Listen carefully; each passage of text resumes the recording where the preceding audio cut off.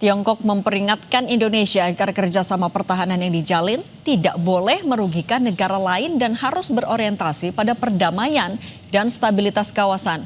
Apakah ini sinyal Tiongkok menentang kerjasama pertahanan Indonesia dan AS? Bagaimana dampaknya terhadap geopolitik di kawasan Indo-Pasifik? Kita bahas bersama dosen ilmu politik Universitas Udayana Evata Filomeno dan Guru Besar Hukum Internasional FH UGM Heribertus Jakatriana. Selamat petang semuanya. Selamat petang, Mbak. Mas Evata, oke, Mas Evata, selamat. Ketika Tiongkok sudah menekankan kalau kerjasama pertahanan tidak boleh merugikan pihak ketiga manapun, bagaimana kita harus menerjemahkan pernyataan ini? Seberapa serius sebenarnya peringatan yang sudah dilontarkan oleh Tiongkok? Mas Evata, pertama kita bisa melihat bahwa GeoGiac ya menggunakan forum konferensi pers reguler ya, bukan satu langkah damai tertutup. Ya artinya bisa kita lihat bahwa pesan ini dikonsumsi untuk publik ASEAN ya. Jadi Cina ingin memperingatkan ya Jakarta, Hanoi dan Manila secara bersamaan ya, dan juga harapan besarnya nanti ke depannya Indonesia berada pada posisi yang cukup strategis. Jangan sampai terjerembab nanti dalam keinginan-keinginan atau satu trap-trap yang nanti dilaksanakan dalam beberapa kerjasama terutama dengan Amerika Serikat. Kita tahu bahwa China juga menyampaikan pesan ini karena China mendominasi kurang lebih 41,1 impor ya non migas di Indonesia ya, dengan nilai yang sangat luar biasa. Itu berbeda jauh dengan Amerika Serikat, hanya 4,73% ya. Nah, ekspor kita ke China juga lama-lama terus meningkat ya, dan yang FDI nomor 1 di Indonesia ini kan Hong Kong. Kalau Hong Kong digabung dengan China, itu kan otomatis pusaran perekonomian kita memang masih banyak saat ini bekerja sama dengan China itu sendiri. Dan China menganggap bahwa Indonesia harus berada pada posisi netral. Terlebih sebelum itu, Indonesia juga sudah menandatangani beberapa perjanjian-perjanjian. Salah satunya adalah perjanjian terhadap ASEAN itu sendiri yang diharapkan nanti ke depannya tidak terikut dalam eskalasi-eskalasi politik ya tingkat lanjut. Salah satunya yang sekarang terjadi di Iran itu sendiri. Dan kita tahu bahwa perjanjian yang dilaksanakan dengan Amerika Serikat salah satunya adalah overflight blanket yang ditakutkan nanti malah akan menyebabkan eskalasi militer yang cukup signifikan khususnya di daerah Selat Malaka. Saya lihatnya dan itu adalah kekhawatiran yang wajar untuk Tiongkok. Ya, ini adalah kekhawatiran yang sebenarnya sudah dibaca oleh Tiongkok ya. Salah satunya bukan cuma terkait dengan overflight blanket, ada juga beberapa catatan-catatan ya. Salah satunya Amerika Serikat ini meminta larangan entitas bagi Cina ya di rantai pasok baterai. Kita tahu kan bahwa Indonesia ini salah satu supplier mentah dari nikel, dan pengayaannya itu biasanya kita beli lagi dari Cina gitu, kurang lebih sekitar 75% gitu. Mineral pemurnian yang dilakukan oleh Cina itu kita beli lagi dan akhirnya kita jual. Nah, ketika hal ini nanti ke depannya malah membuat Jakarta ini berpihak, ini yang malah membuat Tiongkok merasa bahwa posisi-posisi strategis dari Indonesia ke depannya bisa terancam. Itu kalau yang disampaikan oleh Cina. Mereka mengharapkan agar semuanya bergerak pada posisi-posisi yang cukup netral untuk memahami dinamika geopolitik yang semakin tidak pasti ini. Kalau Prof Jaka sebenarnya melihatnya apakah Indonesia dalam posisi juga harus mengambil perjanjian ini, menyepakati perjanjian ini, pemberian akses dalam rangka menghadapi Tiongkok atau memperkuat posisi kita di Indo-Pasifik?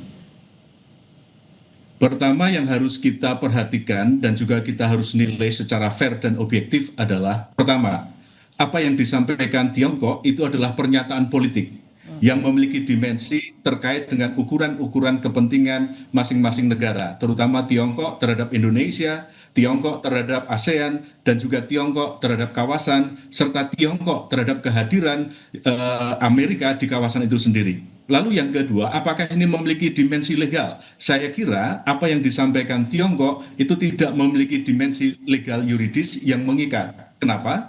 Karena yang namanya perjanjian bilateral antar negara untuk memanfaatkan kedaulatan wilayah itu menjadi hak dari negara yang bersangkutan. Sepanjang satu, itu dilaksanakan dengan itikat baik. Dua, redefinisi dari kepentingan nasional dari masing-masing negara yang melakukan perjanjian bilateral itu seperti apa. Lalu yang ketiga, bagaimana perjanjian itu dilaksanakan juga untuk membawa spirit dari apa yang disepakati di kawasan, yaitu ASEAN. Nah, dari sini bisa melihat bahwa pertama, apa yang dikhawatirkan oleh Tiongkok itu adalah kehadiran kekuatan militer Amerika di kawasan yang ini bisa mendegradasikan apa yang disebut sebagai spirit netralitas yang terbangun di kawasan ASEAN. Saya kira ini wajar. Kenapa? Karena kehadiran Cina di Laut Cina Selatan itu juga menjadi sebuah isu yang tidak selesai atau belum selesai sampai saat sekarang. Sehingga bagaimana saat sekarang pemerintah kita itu dapat mengkomunikasikan dan mengkoordinasikan bahwa apa yang dimaksud dengan kepentingan netralitas dari Cina terkait dengan kehadiran militer Amerika di Indonesia itu tidak terjadi. Itu yang harus dijawab dan itu yang harus dikomunikasikan. Dengan misalnya adalah tidak akan ada hadirnya pangkalan militer Amerika di Indonesia. Satu. Lalu yang kedua, bagaimana kerjasama militer antara Indonesia dengan Amerika betul-betul dapat dikomunikasikan terkait dengan update teknologi militer, satu. Lalu yang kedua terkait dengan sharing responsibility terkait dengan data militer yang ini menjadi domain dari Indonesia dan Amerika, dan ini harus diketahui supaya tidak terjadi kecurigaan-kecurigaan yang tidak perlu di antara Indonesia, Tiongkok dengan Amerika. Prof. Jaka, tapi ketika Tiongkok juga bilang kalau ini adalah tanggung jawab kolektif, semua harus menahan diri partisipasi yang bisa mengancam kedaulatan wilayah anggota ASEAN. Kalau kesepakatan ini tercapai sebenarnya, apakah ada aturan internasional yang berpotensi dilanggar juga oleh Indonesia? Kekhawatiran Tiongkok wajar, itu adalah sebagai seni diplomasi untuk mengingatkan dan juga untuk menjaga kepentingan nasionalnya. Kepentingan nasional Cina itu apa? Satu adalah di Laut Cina Selatan. Dua, seperti yang dikatakan Mas Efrata tadi, kepentingan ekonomi Cina di kawasan juga sangat tinggi. Saya kira ini adalah pressure diplomatik yang harus kita pahami. Dasar hukumnya itu ada satu kebebasan di antara para pihak untuk meredefinisikan kedaulatannya. Terkait dengan kerjasama udara, tadi disampaikan oleh Mas Efrata, saya sepakat bahwa yang namanya kedaulatan itu tidak sama dengan isolasi. Ya, kedaulatan bukan isolasi. Kedaulatan itu adalah bagaimana negara memanfaatkan dan mengelola kedaulatan wilayah udara untuk kepentingan nasional kita. Sekarang mari kita lihat, mari kita timbang.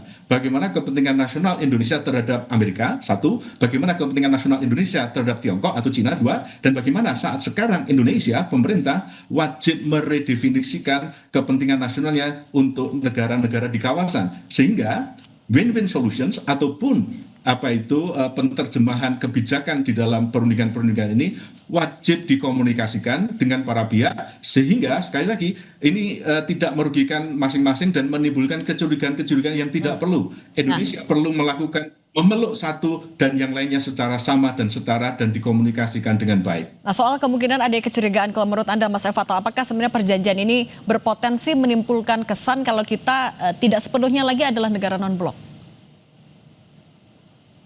Ya, bahwa kita coba breakdown ya dari sisi strategis MDCP ya, itu sebenarnya berangkat dari MNNA ya, Major Non-NATO Ally ya. Jadi di sana memang secara politis tidak benar-benar sangat mengikat ya, tidak benar-benar nanti Indonesia akhirnya menjadi NATO.